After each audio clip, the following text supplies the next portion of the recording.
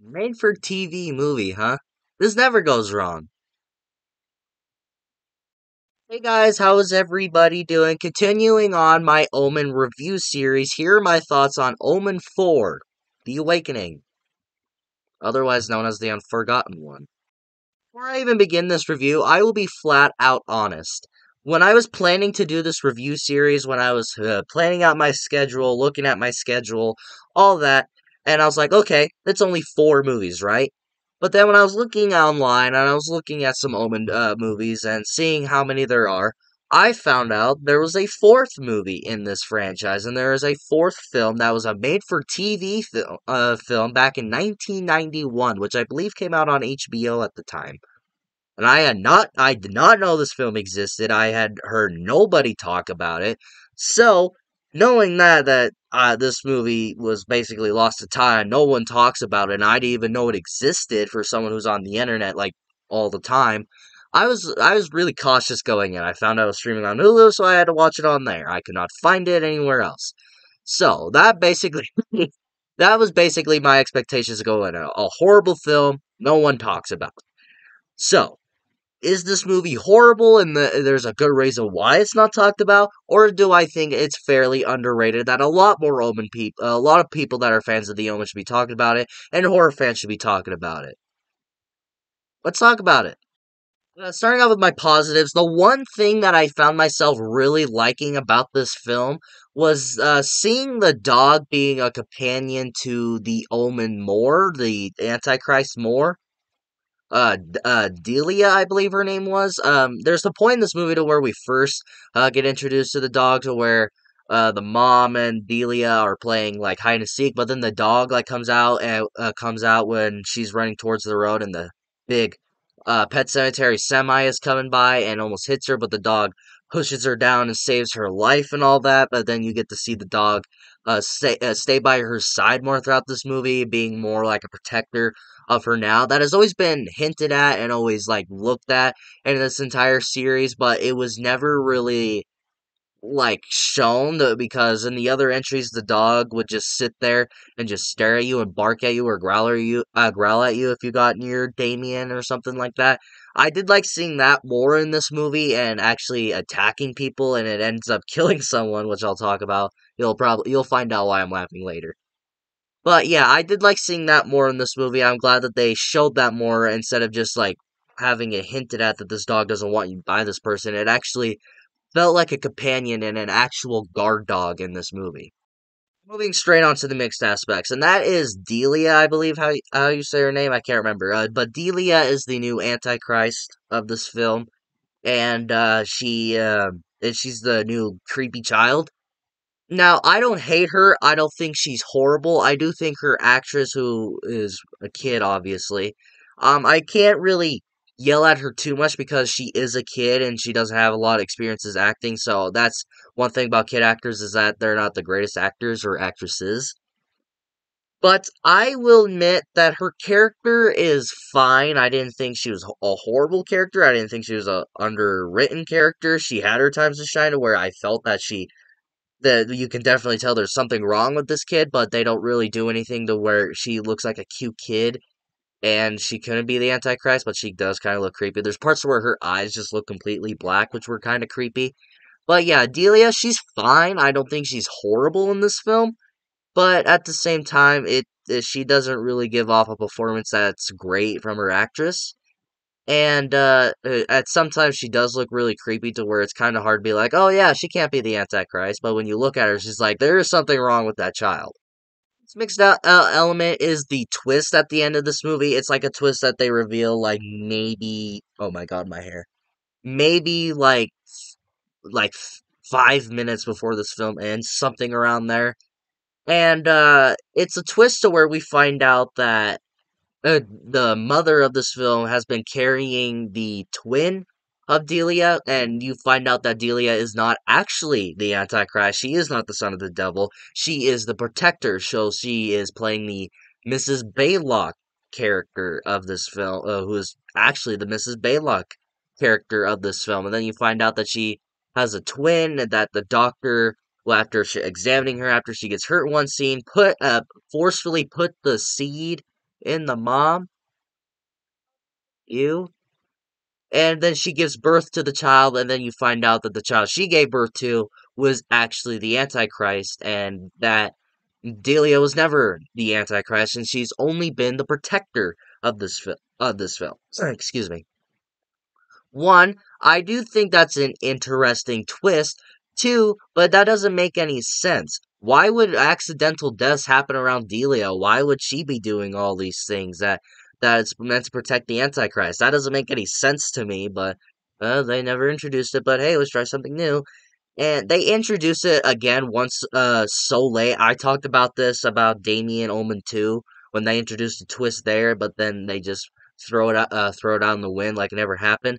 Here they do kind of do more with it, but I honestly feel they introduced it too late and it just doesn't really make any sense of like how Delia isn't the Antichrist then, but I applaud them for trying to do it, but again, like Damien Omen 2, they just introduced that twist way too late. Moving on to my negatives, what the fuck is this music? What is going on in this film? Besides from copying Jerry Goldsmith's score from the original two films, which they do include in like the beginning and the end credits and all that, but the rest of this music it does not make any sense. Like some of it is just do that do that do that do. Like there's people like fighting or like a big sequence is happening. The music will be do that do that do. It's like what is this? It sounds like you got like a 5-year-old to play like music cues. Like What is going on? they didn't have like a budget. And they just got like a baby. It's just like okay, put you in here, put a microphone right in front of the baby. The baby didn't know what to do, but it was distracted by the fucking keyboard thing and started playing away and just making random noises. And it sounds like they took the best parts out of that and they put that in this movie as their music. Ugh.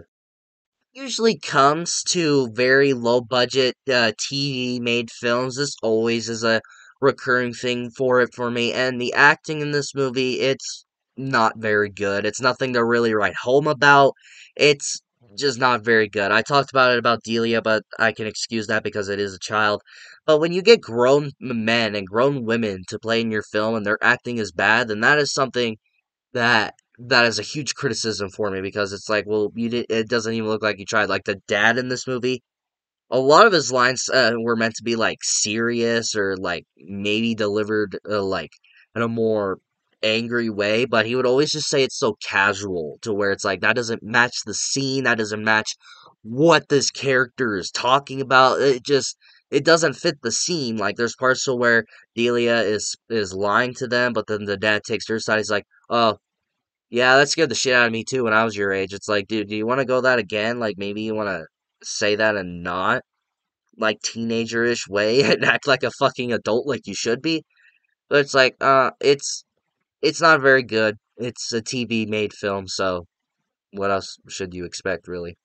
And of course, and I talked about this once again about Damien Ullman too, and this has like the same problem. This is the same exact story as the first film. You get this couple that can't have a baby, so they decide to adopt one, and then when they adopt it, the mom starts to think things and believes the child is the Antichrist. So weird things start happening. The babysitter dies, this person dies, and then the mother starts to suspect the child more. The child starts doing weird things.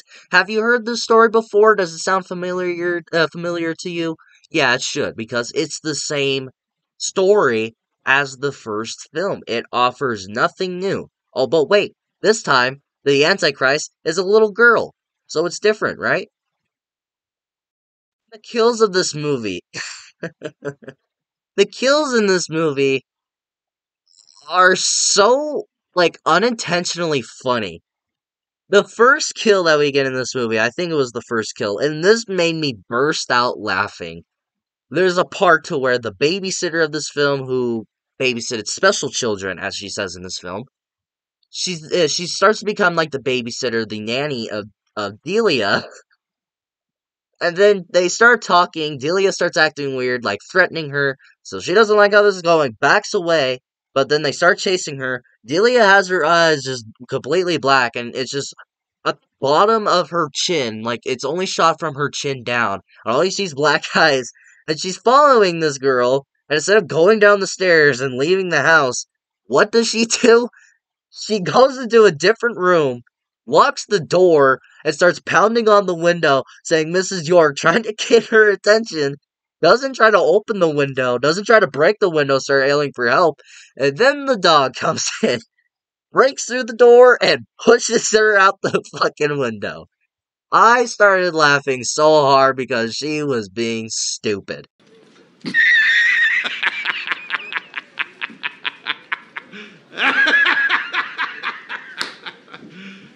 You serious? And then she lands on like this like seesaw thing or like the spin around thingy at like parks, and she's just rolling around just dead. I could not help but laugh throughout that entire sequence. I was laughing so hard. And then you get this other kill that makes no fucking sense to me. You get this kill to where is the parent of this child that has been bullying Delia, but then Delia starts bullying the kid back for revenge, and then this father doesn't like it and thinks she's crazy. He's the crazy character in this movie. He's like the guy that's thinking that Delia's crazy. Like, oh, that bitch is crazy. You need to control your daughter. And then he gets into his car and he starts driving like 3 to 4 miles an hour. He's driving slow, and he's not paying attention to the road. He's looking at Delia through a window, but he's driving, and then this truck comes by, and it has like one of those things where it's like a crane where you get like heavy stuff, and then they lower down. But that thing is up. But he's driving like 4 miles an hour, and somehow he drives through that, and he goes, and it cuts off his head. Dude, get the fuck out of here. He was going so slow that I think, like, even a bush could have stopped that fucking thing.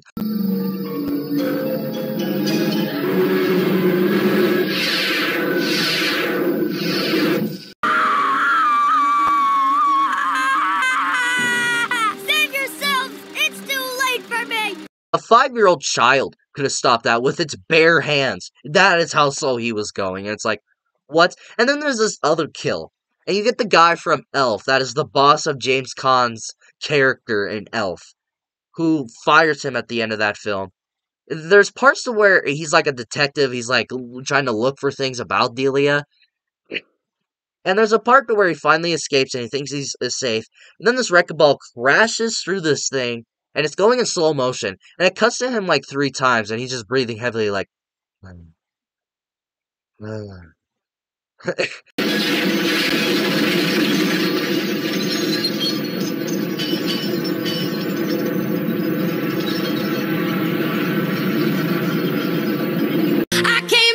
Slowly coming towards him, and he doesn't move, he doesn't react, and then after like 3 shots, he finally gets hit in the face. Every kill in this movie just had me burst out laughing. It was so stupid. This movie is so unintentionally funny. Maybe that's why I got some enjoyment out of this film. All in all, guys, Omen 4: The Awakening is a bad film. However, it does happen to cross the line of so bad it's good, because I was having a blast of a time laughing at this film. It is a horrible film. As an Omen film, it's horrible. I will admit, it's a horrible film as an Omen film. But as a film that is a horror film, it is one of those movies to where I don't think they meant to take this shit seriously. This is a movie where I would recommend it if you had like a bunch of your friends, and you sat down on the couch and just laughed at this film the entire time. That is how I would recommend this. But if you're an Omen fan and you're looking for a serious film, do not watch this film whatsoever. But if you're looking for a fun time to laugh at the film, get a bunch of your friends to sit down on the couch and watch it on Hulu while it's on there, because this movie's horrible, but it was kind of fun to laugh at this film. I got enjoyment out of that. What do you guys think about The Omen 4: The Awakening? Have you even heard about this film? And if you have seen it, let me know in the comments below and we shall talk about it. Do you like this film? Do you not like this film? Do you think this is an underrated movie? Let me know in the comments below and we shall talk about it. And if you like this video, like it. If you love to subscribe, hit the bell notification so you will get notified for all of my latest videos. And of course, until my next video, I'll see you all next time.